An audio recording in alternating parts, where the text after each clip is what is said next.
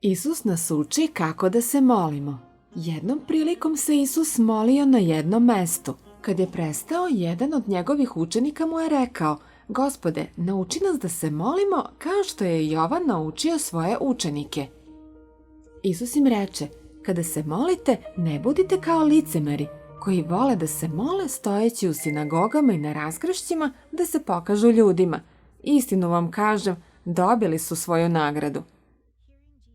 Nego kada se moliš, uđi u svoju sobu, zatvori vrata i moli se svome Ocu koji je u tajnosti i uzvratit će ti tvoj Otac koji gleda u tajnosti. Kada se molite, nemojte uzaludno ponavljati reči kao ljudi koji ne poznaju Boga, jer oni misle da će zbog mnogo reči biti uslišeni. Ne budite dakle kao oni, jer vaš Otac zna šta vam je potrebno i pre nego što ga zamolite.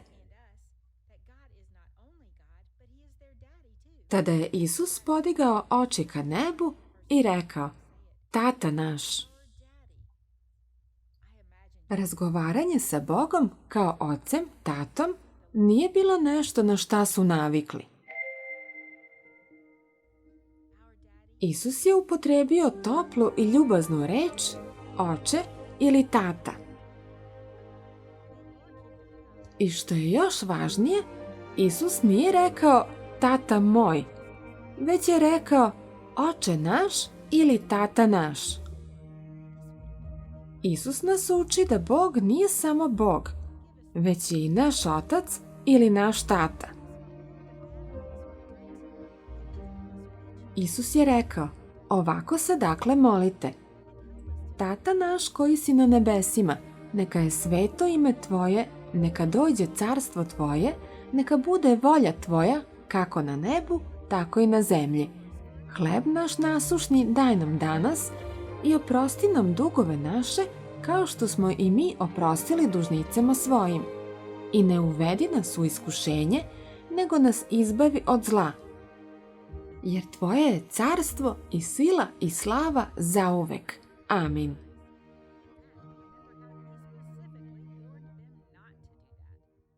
Tako ih je Isus naučio da se mole. Nije ih naučio reči koje su morali da izgovore i ponavljaju iznova i iznova ili da ih zapamte.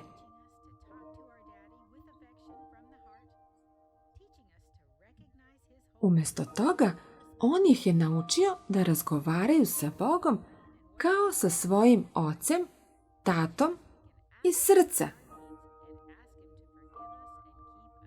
To nisu bile religiozne reči koje im je davao da ponove. Bio je to put u život sa Bogom. Isus nas uči da razgovaramo sa svojim tatom sa ljubavlju iz srca, da prepoznamo njegovu svetost i da ga poštujemo. Uči nas da razgovaramo sa njim o njegovom planu za naš život. Još im je rekao: zamislite da u ponoć odete kod prijatelja i da mu kažete: prijatelju, pozajmi mi 3 hleba jer mi je upravo došao prijatelj s puta, a nemam šta da iznesem pred njega. A on iz kuće kaže: nemoj da mi dosađuješ, vrata su već zaključana i moja deca i ja već smo u krevetu. Ne mogu da ustanem da ti to dam. Kažem vam, ako i neće ustati i dati mu zato što mu je prijatelj, ustaće zbog njegove upornosti i daće mu ono što mu treba. Zato vam kažem, molite i daće vam se, tražite i naći ćete, kucajte i otvorit će vam se. Jer svako ko moli, dobija, svako ko traži, nalazi i svakome ko kuca, otvorit će se.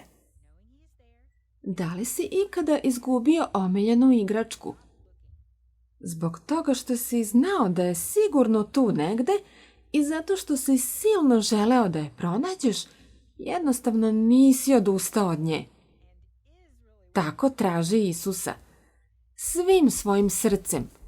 Znajući da je on tu, traži ga sve dok ga ne pronađeš.